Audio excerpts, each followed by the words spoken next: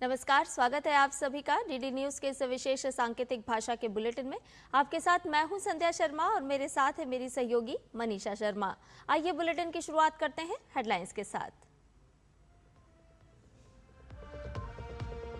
संसद में कई अहम विधायी कार्य सूचीबद्ध। लोकसभा में होगी देश को वामपंथी उग्रवाद से मुक्त कराने के प्रयासों पर अहम चर्चा। वहीं राज्यसभा में केंद्रीय सशस्त्र पुलिस बल संबंधी विधेयक होगा चर्चा और पारित किए जाने के लिए पेश।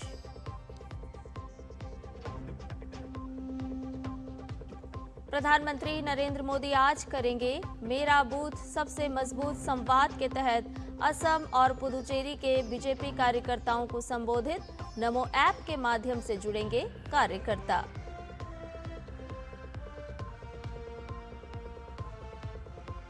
ऊर्जा आपूर्ति सुरक्षित रखने के लिए केंद्र का अहम कदम। सार्वजनिक वितरण प्रणाली के तहत फिर शुरू होगा केरोसिन का वितरण।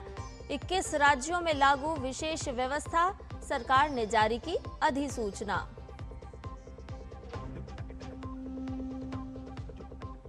विधानसभा चुनाव से पहले सरगर्मियां तेज। पश्चिम बंगाल में चुनाव आयोग ने किया पुलिस अधिकारियों का तबादला। पश्चिम बंगाल में पहले चरण और तमिलनाडु के लिए आज से शुरू होगी नामांकन की प्रक्रिया।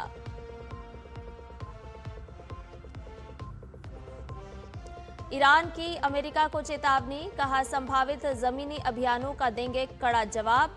यमन की एंट्री से और गहराया संकट। हूती विद्रोहियों के इजराइल पर हमले के बीच बढ़ी तेल की कीमतें।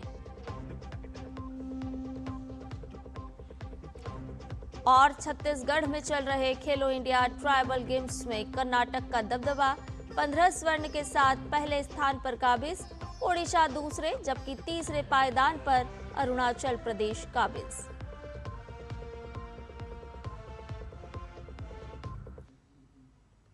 और अब सभी समाचार विस्तार के साथ। संसद के बजट सत्र के दौरान आज दोनों ही सदनों में कई अहम विधायी कार्य सूचीबद्ध हैं।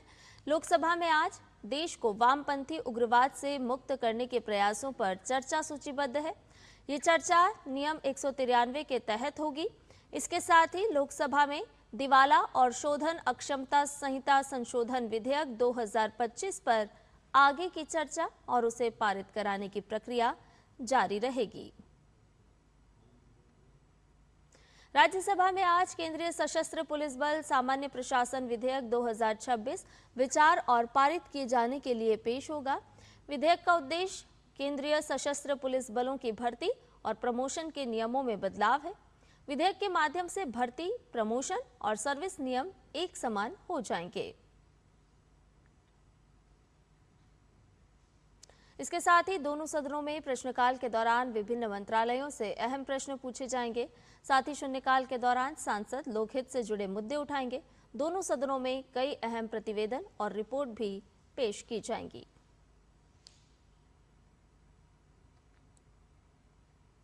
प्रधानमंत्री और भाजपा के वरिष्ठ नेता नरेंद्र मोदी आज मेरा बूथ सबसे मजबूत संवाद के तहत नमो ऐप के माध्यम से असम और पुदुचेरी के पार्टी कार्यकर्ताओं को संबोधित करेंगे। सोशल मीडिया पर एक पोस्ट में पीएम ने कहा कि पिछले दशक में असम की प्रगति सबके सामने है और राज्य सभी क्षेत्रों में विकास के लिए जाना जाता है। उन्होंने कहा कि विकास कार्यों के कारण लोग डबल इंजन वाली एनडीए सरकार के अगले 5 वर्षों के लिए पूरी तरह से तैयार हैं। डबल इंजन वाली एनडीए सरकार ने पिछले 5 वर्षों में पुदुचेरी के लोगों की आकांक्षाओं को पूरा किया है। उन्होंने पुदुचेरी के पार्टी कार्यकर्ताओं के साथ बातचीत करने की उत्सुकता भी व्यक्त की। वैश्विक अनिश्चितताओं के बीच देश में घरेलू ऊर्जा आपूर्ति को सुरक्षित रखने के लिए केंद्र सरकार ने बड़ा कदम उठाया है। सरकार ने एक ताजा अधिसूचना जारी करते हुए सार्वजनिक वितरण प्रणाली के तहत मिट्टी के तेल यानी कि केरोसिन का वितरण अस्थायी रूप से फिर से शुरू करने का फैसला किया है। उन राज्यों में भी जहां इसे पहले चरणबद्ध तरीके से बंद कर दिया गया था। ये निर्णय बदलते वैश्विक हालात और ऊर्जा आपूर्ति पर पड़ रहे असर को देखते हुए लिया गया है, ताकि आम लोगों को खाना पकाने और रोशनी के लिए ईंधन की निर्बाध उपलब्धता सुनिश्चित की जा सके। सरकार ने नियमों में ढील देते हुए चुनिंदा पेट्रोल पंपों को केरोसिन के भंडारण और वितरण की अनुमति दी है, जहां प्रति आउटलेट 5000 लीटर तक स्टॉक रखा जा सकेगा। इसके साथ ही डीलर्स और ट्रांसपोर्टर्स को कुछ लाइसेंसिंग प्रक्रियाओं से भी छूट दी गई है, ताकि अंतिम छोर तक आपूर्ति तेजी से पहुंचाई जा सके। ये विशेष व्यवस्था 60 दिनों के लिए लागू रहेगी और देश के 21 राज्यों और केंद्र शासित प्रदेशों को कवर करेगी।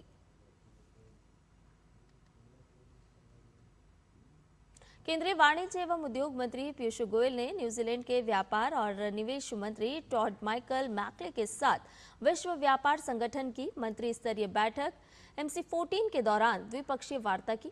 दोनों पक्षों ने प्रधानमंत्री नरेंद्र मोदी की आगामी न्यूजीलैंड यात्रा की तैयारियों की समीक्षा की और इस दौरान कई महत्वपूर्ण समझौतों को अंतिम रूप देने पर चर्चा हुई। इस दौरान भारत न्यूजीलैंड मुक्त व्यापार समझौते की प्रगति पर भी बातचीत हुई, जिसमें कृषि, खेल सहयोग और भारतीय किसानों को कीवी व सेब की खेती का प्रशिक्षण शामिल है। WTO सुधारों पर भारत ने सदस्य आधारित व्यवस्था और पुराने वादों को पूरा करने पर जोर दिया। वहीं दोनों देशों ने वैश्विक व्यापार प्रणाली को मजबूत बनाए रखने पर सहमति जताई। आगामी विधानसभा चुनाव से पहले पश्चिम बंगाल में एक और प्रशासनिक फेरबदल के तहत चुनाव आयोग ने विभिन्न जिलों में कार्यरत 83 ब्लॉक डेवलपमेंट ऑफिसर और एक असिस्टेंट रिटर्निंग ऑफिसर के तबादले के प्रस्ताव पर मुहर लगा दी है। इस आदेश के तहत कुछ बिहार, जलपाईगुड़ी, मालदा, मुर्शिदाबाद, नदिया, उत्तर और दक्षिण 24 परगना, हावड़ा, हुगली, पूर्व और पश्चिम मेदिनीपुर, बांकुड़ा, बीरभूम समेत कई अन्य जिलों में ये फेरबदल लागू होगा। निर्वाचन आयोग के नियमों के अनुसार चुनाव प्रक्रिया पर किसी भी प्रकार का असर ना पड़े, इसके लिए प्रशासनिक अधिकारियों को लंबे समय तक एक ही स्थान पर तैनात रखने के बाद बदलने की आवश्यकता होती है और इसी कारण कई महत्वपूर्ण ब्लॉकों में नए अधिकारियों को जिम्मेदारी दी जा रही है, जिनमें से कई अपेक्षाकृत कम समय से उन क्षेत्रों में कार्यरत थे। इस फेरबदल को चुनावी तैयारियों का हिस्सा माना जा रहा है, क्योंकि ब्लॉक स्तर पर चुनाव संचालन की कई महत्वपूर्ण जिम्मेदारियां होती हैं। राज्य प्रशासन के एक वर्ग का मानना है कि इतने बड़े स्तर पर BDO और ARO के तबादले चुनावी तैयारियों का ही हिस्सा है। खासकर ब्लॉक स्तर पर ही चुनाव संचालन की कई महत्वपूर्ण जिम्मेदारियां होती हैं, इसीलिए वहां निष्पक्ष अधिकारियों की नियुक्ति पर आयोग विशेष ध्यान दे रहा है। वहीं आयोग के इस निर्देश को लागू करने के लिए आवश्यक कदम पहले ही शुरू कर दिए गए हैं।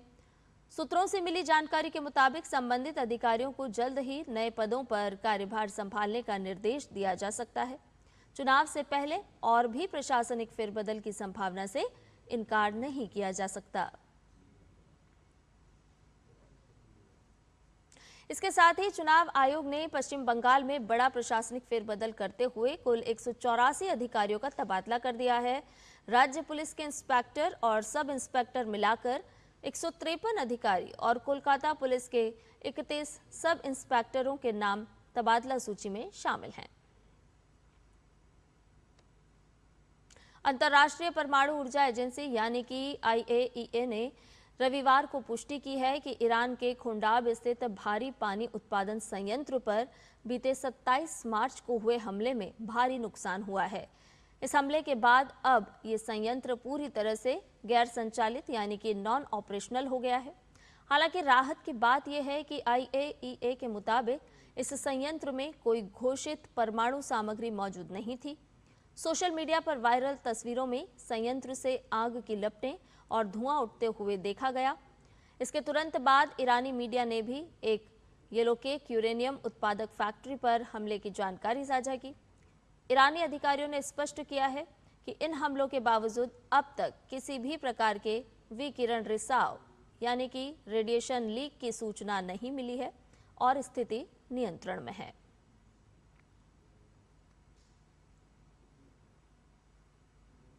पश्चिम एशिया के युद्ध में यमन के हूती विद्रोहियों की एंट्री ने पूरी दुनिया की टेंशन बढ़ा दी है। हूतियों द्वारा इजराइल पर किए गए पहले बड़े हमले के बाद से तनाव चरम पर पहुंच गया है, जिससे वैश्विक आपूर्ति श्रृंखला पूरी तरह चरमरा गई है। इसके कारण कच्चे तेल की कीमतों में भारी उछाल आया है और ब्रेंट क्रूड ऑयल की कीमतें $115 के पार चली गई है।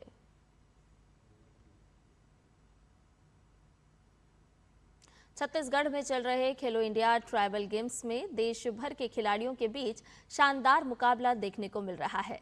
5वें दिन तक इन खेलों में कर्नाटक के खिलाड़ियों का दबदबा देखने को मिला। कर्नाटक के खिलाड़ी 15 स्वर्ण के साथ पहले स्थान पर हैं, वहीं ओडिशा 9 स्वर्ण पदक के साथ दूसरे, जबकि अरुणाचल प्रदेश के खिलाड़ी अब तक 5 स्वर्ण पदक जीतकर तीसरे पायदान पर मौजूद हैं। और इसके साथ ही हमारे इस विशेष सांकेतिक भाषा के बुलेटिन में फिलहाल के लिए इतना ही। मुझे और मेरी सहयोगी मनीषा शर्मा को दीजिए इजाजत। नमस्कार।